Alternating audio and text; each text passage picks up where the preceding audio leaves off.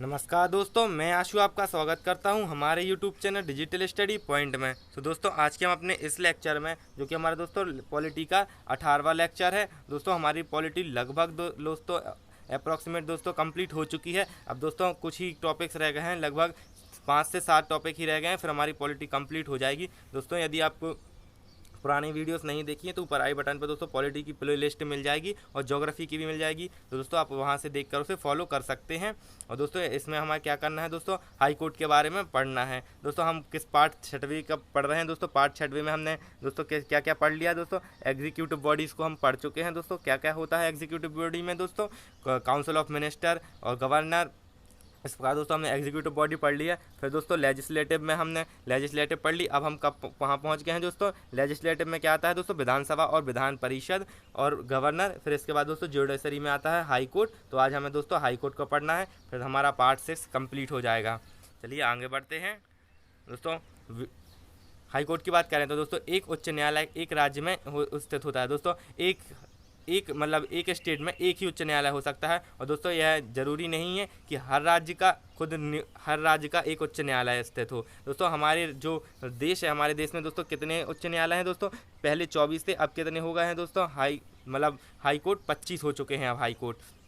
जैसे कि गोवा में हाई कोर्ट नहीं है, तो गोवा का हाई कोर्ट जुरिडिक्शन जितना क्षेत्र आता है वह कहाँ पर जाता है दोस्तों, बॉम्बे हाई कोर्ट में जाता है। इसी प्रकार दोस्तों अंडमान निकोबार में नहीं है, तो अंडमान निकोबार का जितने भी केस आते हैं वे कहाँ जाते हैं दोस्तों, कलकत्ता में जाते हैं। अच्छा, जो कलकत्ता का हाई कोर्ट है दोस्तों वेस्ट बंगाल का, वहाँ पे दोस्तों, जबकि अधिकांश राज्यों में अपने उच्च न्यायालय विशेष रूप से स्थित हैं। दोस्तों यह वही है जो हम अभी बता चुके हैं। इस उच्च न्यायालय का क्षेत्राधिकार अन्य क्षेत्र में भी आज जा सकता है। जैसे कि यदि किसी केंद्र शासित प्रदेश में या राज्य में हाई कोर्ट नहीं है तो उसका क्षेत्र दोस्तों दूसरे जहाँ, क्योंकि वहाँ पर दोस्तों जनसंख्या कम है तो वहाँ पर हाई कोर्ट की नहीं बनाई जाती है। दोस्तों जनसंख्या के आधार पर दोस्तों हाई कोर्ट हाई कोर्ट की जो सीटों की संख्या होती है हाई कोर्ट में जजों की और वकीलों की दोस्तों उस आधार पर, जनसंख्या के आधार पर दोस्तों नियुक्ति की जाती है।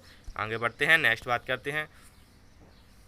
दोस्तों किस अनुच्छेद में दिया गया है, आर्टिकल अनुच्छेद नंबर 214 में दिया गया है कि भारत में एक उच्च न्यायालय स्थित होगा। और दोस्तों उच्च न्यायालय किसी राज्य से सर्वोच्च संस्था होगी। दोस्तों कौन सी संस्था होगी, सबसे हाई पोजीशन में होगी हाई कोर्ट। किसी राज्य में हाई कोर्ट, जैसे हमारे देश में दोस्तों क्या है सबसे उच्च, सुप्रीम कोर्ट है। इसी का राज्य की बात करें तो राज्य में क्या होगा दोस्तों, राज्य में होगा सर्वोच्च हाई कोर्ट। आगे बात करते हैं न्यायाधीशों की संख्या की बात करें दोस्तों, तो इसमें दोस्तों एक नहीं होती है, फिक्स नहीं होती है, या दोस्तों राष्ट्रपति के ऊपर भी निर्भर करता है। राष्ट्रपति दोस्तों यदि चाहे तो हाई कोर्ट में संख्या बढ़ा सकता है और कम भी कर सकता है। एक छोटे राज्य के उच्च न्यायालय में न्यायाधीशों की संख्या कम होगी, जबकि बड़े राज्य में उच्च न्यायालयों की संख्या आनुपातिक रूप से ज़्यादा होगी। आगे बढ़ते हैं, नेक्स्ट बात करते हैं। दोस्तों उच्च न्यायालय की शक्तियों और कार्य के बारे में बात करें तो संविधान में उच्च न्यायालय की शक्तियों और कार्यों का विस्तार का वर्णन नहीं किया गया है। दोस्तों संविधान में हाई कोर्ट की जो शक्तियों के बारे में वर्णन नहीं किया गया है। वर्तमान संविधान में अपनाए जाने से पहले उच्च न्यायालय अच्छी तरह से परिभाषित शक्तियों के साथ विभिन्न राज्यों में कार्य कर रहे थे। इस प्रकार संविधान के निर्माताओं ने उच्च न्यायालय के अधिकार क्षेत्र का विस्तार से वर्णन करने की आवश्यकता महसूस नहीं की थी। चलिए आगे बढ़ते हैं, नेक्स्ट बात करते हैं। दोस्तों कुछ जो अधिकार हैं, जैसे कि मूल अधिकार है। दोस्तों मूल अधिकार क्या कहलाता है, जैसे कि दोस्तों कुछ मामलों में सीधे उच्च न्यायालय के दायरे में किया जा सकता है, इसे उच्च न्यायालय का मूल अधिकार कहा जा सकता है। जैसे कुछ मामले होते हैं जिनके लिए दोस्तों डायरेक्ट ही हाई कोर्ट में जाया जा सकता है, वह क्या कहलाता है, मूल अधिकार कहलाता है, मूल न्यायाधिकार कहलाता है। जैसे कि दोस्तों मौलिक अधिकार में आर्टिकल 32 के तौर पर दोस्तों किसके द्वारा, आर्टिकल 32 में मौलिक अधिकार का यदि कुछ हनन होता है तो डायरेक्ट हम किस में जाते हैं, सुप्रीम कोर्ट में। यदि दोस्तों हाई कोर्ट में जाना है तो आर्टिकल 226 के तहत पे दोस्तों किस में जाया जा सकता है, मूल अधिकार के हनन होने पर आर्टिकल 226 के तौर पर दोस्तों हम सुप्रीम कोर्ट में जाते हैं। चलिए आगे बढ़ते हैं।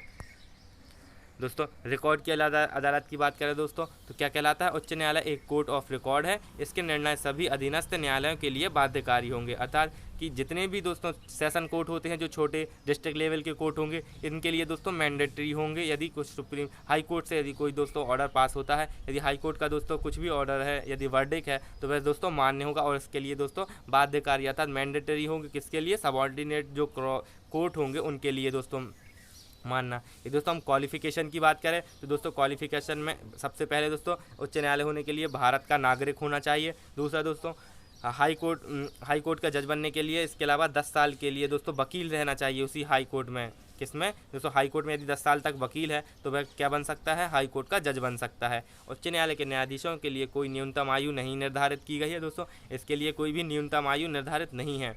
और यदि बात करें दोस्तों कितनी एज तक होता है, तो दोस्तों 62 साल की एज तक इसमें रहता है, अर्थात 62 साल के बाद दोस्तों इन्हें रिटायरमेंट हो जाता है इनका। उच्च न्यायालय के न्यायाधीश के रूप में प्रतिष्ठित न्यायविद की नियुक्ति का प्रावधान नहीं है। दोस्तों इसका अर्थ क्या हुआ, प्रतिष्ठित न्यायविद दोस्तों, जैसे कि हमने बताया था अपनी जब सुप्रीम कोर्ट के बारे में बात कर रहे थे अपन कि सुप्रीम कोर्ट का जज कैसे भी बना जा सकता है। यदि राष्ट्रपति की नज़र में कोई प्रतिष्ठित न्यायविद है, यदि बहुत ही बड़ा वकील है, बहुत ही ज्ञानवान है दोस्तों, सबसे ज़्यादा कानून का बहुत ज़्यादा नॉलेज है, यदि लगता है वह सुप्रीम कोर्ट के इक्वलेंट है यदि, तो दोस्तों राष्ट्रपति उनके लिए बना सकता है सुप्रीम कोर्ट का जज। परंतु दोस्तों ऐसा इसमें नहीं है, किसमें, हाई कोर्ट में नहीं है कि यदि कुछ प्रतिष्ठित न्यायविद है भी तो दोस्तों ऐसा इसमें लॉज नहीं है कि हाई कोर्ट का जज बनाया जा सके। ये आगे बढ़ते हैं, नेक्स्ट बात करते हैं।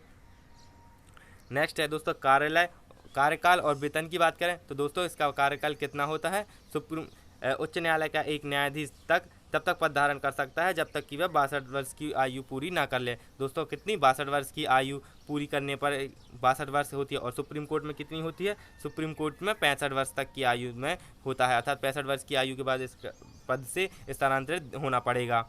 आगे बढ़ते हैं। उच्च न्यायालय के मुख्य न्यायाधीश और उच्च न्यायालय के न्यायाधीशों के वेतन और भत्ते किसके द्वारा होते हैं दोस्तों, समय समय पर भत्ते संसद द्वारा नियुक्त किए जाते हैं। संसद द्वारा दोस्तों इसमें चेंज किया जा सकता है। और दोस्तों राज्य के उच्च न्यायालय के न्यायाधीश और रखरखाव में वेतन और अन्य खर्चे राज्य के समेकित निधि से वसूला जाता है, अर्थात जो कंसोलिडेटेड फंड ऑफ स्टेट है उससे होगा दोस्तों।